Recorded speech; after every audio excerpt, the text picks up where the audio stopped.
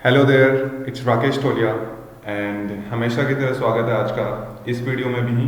और इस वीडियो में हम डिस्कस करने वाले हैं आज के अपने आईक्यू क्वेश्चंस।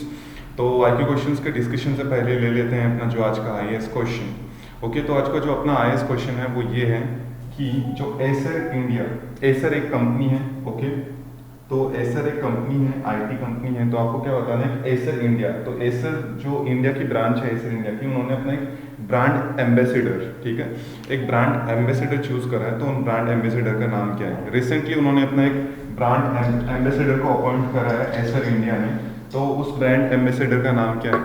ठीक है, वो आपको जवाब देना है। ठीक है, तो ये है अपना आज का आईएएस क्वेश्चन। और अब जल्दी से चलते हैं अपने जो आईक्यू क्वेश्चन है, काफ़ी इंटरेस्टिंग क्वेश्चन है।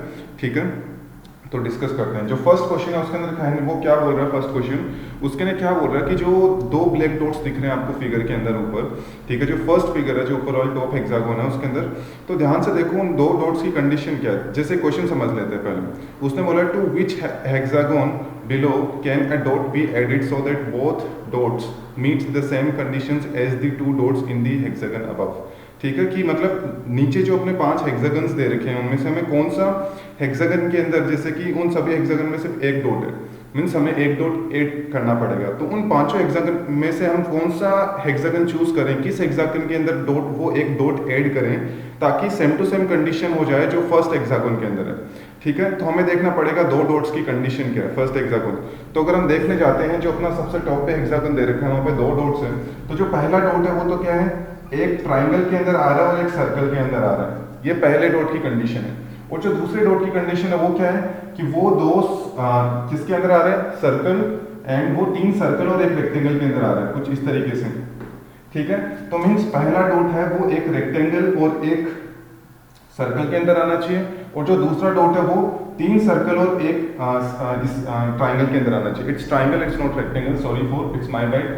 तो जो पहला सर्कल है वो, जो पहला डॉट है वो एक सर्कल और एक ट्राइंगल के अंदर आना चाहिए, और जो दूसरा सर्कल है वो अपना 3 सर्कल, जो दूसरा डॉट है वो अपना 3 सर्कल और एक ट्राइंगल के अंदर आना चाहिए। ये दो कंडीशंस हैं। तो अगर आप ध्यान से देखने जाओगे ना, तो जो अपना ऑप्शन ए है उसके अंदर तो जो अपना पहला डॉट है वो है, वो तो आ रहा है, जो एक डॉट दे रखा है वो तो ये कंडीशन फर्स्ट वाली कंडीशन को लेके आ रहा है। पर जो एक्चुअली में वहाँ पे और कोई डॉट आ ही नहीं सकता कि तीनों के तीनों सर्कल्स एक साथ आ जाए, कुछ ऐसी कंडीशन बने वहाँ पे। ठीक है, सेम टू सेम ऐसे सारे। जैसे अगर बी को चेक करते हैं तो बी के अंदर ये वाला केस तो बन जाएगा, ठीक है, ये फर्स्ट वाला केस, पर सेकंड नहीं बन सकता। क्यों? क्योंकि ऐसा कोई भी डॉट नहीं आएगा जो तीनों सर्कल और एक ट्राइंगल के अंदर आ सके एक साथ। अगर सी को भी चेक करते हैं, सी में तो कोई पॉसिबल ही नहीं है। सी में तो ना फर्स्ट कंडीशन मैच कर रही है ना सेकंड मैच कर रही है।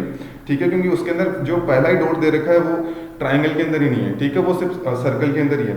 तो इस तरीके से सी नहीं हो सकता। चलो डी देख लेते हैं फाइनली। तो डी जो केस है ना, डी भी नहीं हो सकता, डी इज नॉट पॉसिबल। ठीक है, क्योंकि फर्स्ट केस तो बन जाएगा पर सेकंड नहीं बन पाएगा कि तीनों के तीनों सर्कल एंड ट्राइंगल एक साथ अंदर है। ठीक है, तो और जो अपना डी ऑप्शन है, डी ऑप्शन बन सकता है। ठीक है, डी ऑप्शन आप ध्यान से देखोगे तो फर्स्ट कंडीशन तो अपनी बन रही है और सेकंड कंडीशन भी बन जाएगी, क्योंकि तीनों सर्कल्स और एक, जैसे कि अगर मैं डी को बना दूं जल्दी से तो कुछ इस तरीके से हैं। एक तो ये रहा कंडीशन अपनी, और जो दूसरी कंडीशन है वो किस तरीके से है, एक सर्कल ये रहा, दूसरा ये रहा, एंड जो तीसरा सर्कल है वो कुछ इस तरीके से। तो ध्यान से देखो यहाँ पे वो डॉट आ जाएगा, तो वो इस एक सर्कल, दूसरा सर्कल, तीसरा सर्कल इस ट्रायंगल के अंदर, तो यहाँ पे वो डाउट ऐड होगा। ठीक है, काफ़ी लंबी वीडियो है क्योंकि अगर जब तक आपका डाउट सॉल्व नहीं होगा फिर वीडियो का मतलब क्या है। तो इसका जो फर्स्ट क्वेश्चन का आंसर है वो डी होगा अपना। ठीक है, अब क्वेश्चन नंबर 2 पे आ जाते हैं। क्वेश्चन नंबर 2 में हमें odd one out find out करना है, मीन्स इनमें से अलग क्या चीज़ होगी। तो अगर क्वेश्चन नंबर 2 में ध्यान से देखते हैं ना, तो देखो मैं 2 फिगर बना रहा हूँ जो ओड वन आउट है। ये तो मेन फिगर है जो हमें ऑलरेडी दे रखी है। ठीक है, जो ये ए वाली फिगर है और ये बी फिगर है। ठीक है, अब इसमें से जो अपना आंसर है वो बी है। क्यों?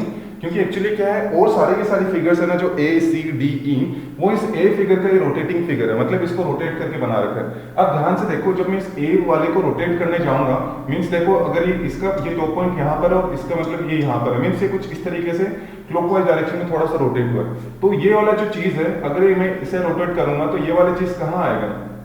ठीक है, ये वाला चीज इधर आएगा ना, अगर मैं इसको रोटेट करूंगा ये वाली लाइन पर, ये वाली लाइन इधर है। ठीक है, तो मीन्स ये सिर्फ ऑप्शन नंबर बी है वो ओड वन आउट है। और सारे के सारे आप केसेस देखोगे, जैसे कि ऑप्शन नंबर ई, ठीक है, ऑप्शन नंबर ई, ठीक है, और सारे के सारे केसेस में इसके रोटेटिंग फिगर ये हो। ओके, मैं इसको रोटेट करके ही वो सारे के सारे फिगर्स आ रखे हैं, सिर्फ बी फिगर है वो अलग है।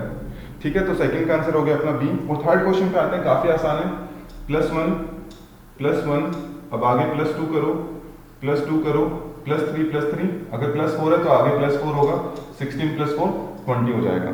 तो ये थे आज के अपने 3 IQ क्वेश्चंस और मिलते हैं अपने मैथ्स के क्वेश्चंस में।